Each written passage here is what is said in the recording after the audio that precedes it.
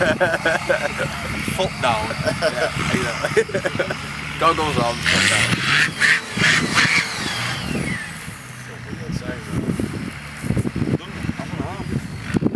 Same bit at the back, just when you can hear the turbo.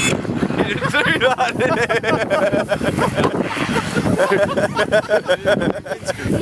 Who put that all there for him, Danny?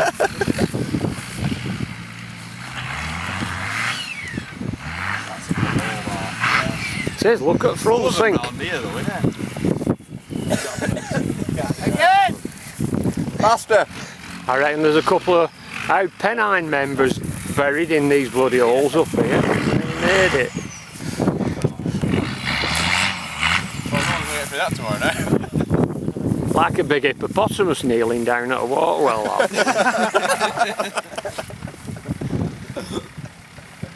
Oh, windows going up, serious dirt throwing here.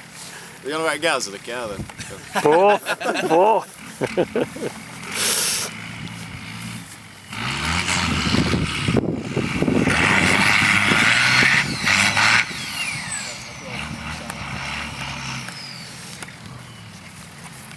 Nice though, because in theory you're not going breakout, are you?